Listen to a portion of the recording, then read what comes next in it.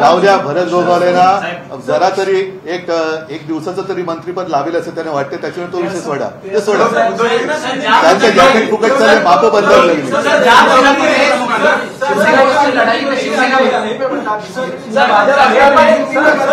एक थांब ना आता हिंदीमध्ये. हा बोली.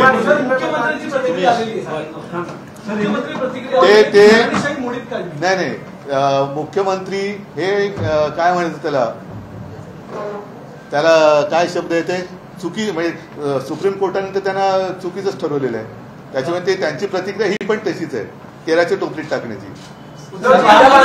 ऐक त्यांना असं वाटत असेल घराणेशाही मोडीत काढली तर त्यांची गुलामशाही सुरू झालेली आहे.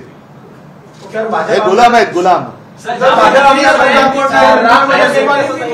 है वो रिजल्ट डिस्क्वालिफिकेशन का वर्डिक्ट आ चुका है.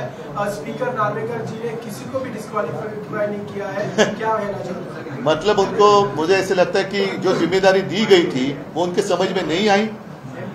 मामला सीधा था, डिस्क्वालिफिकेशन का था, और इसलिए हम सुप्रीम कोर्ट में गए थे और सुप्रीम कोर्ट ने एक फ्रेमवर्क दिया था क्या होना चाहिए, कैसे होना चाहिए.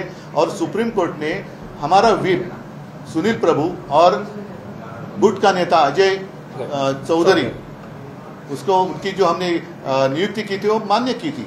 तो सुप्रीम कोर्ट ने कहा था कि इस फ्रेमवर्क में आप देखो कि उस दिन क्या था. तो उन्होंने वो छोड़कर नई अदालत उन्होंने की और सुप्रीम कोर्ट से भी कुछ अलग, या ऐसे उनको लगता है कि इतनी महाशक्ति उनके पीछे कि सुप्रीम कोर्ट भी हमारा उनका कुछ बिगाड़ नहीं सकती. और ये तो अन्याय नहीं, उनकी समझ के बाहर का ये शायद डिसीजन था, या ऊपर से जो आया वो उन्होंने किया है. और इसलिए मैंने कल प्रेस में कहा था कि ये इनकी मिलीभगत है. अब देखना ये होगा कि प्रजातंत्र की हत्या तो इन्होंने फिलहाल तो की है, सुप्रीम कोर्ट में ये टिकेगा नहीं, लेकिन क्या ट्राइब्यूनल सुप्रीम कोर्ट से भी ऊपर है या नहीं है, या सुप्रीम कोर्ट ही सुप्रीम है, वो अभी देखना होगा.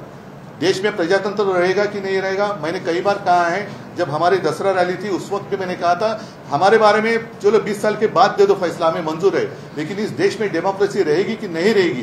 तो इन्होंने, इनका मानना ऐसे कि नहीं रहनी चाहिए. लेकिन अब दूसरा सवाल आया है कि सुप्रीम कोर्ट भी रहेगा कि नहीं रहेगा, या ऐसे ट्राइब्यूनल उसके ऊपर रहेंगे. तो अभी सुप्रीम कोर्ट के ऊपर सारी आशा है और जनता को तो यह फैसला मंजूर नहीं है.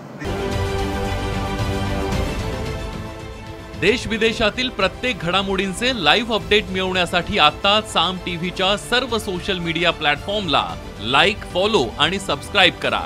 तसंच सर्व नोटिफिकेशनसाठी बेल आयकॉन प्रेस करायला विसरू नका.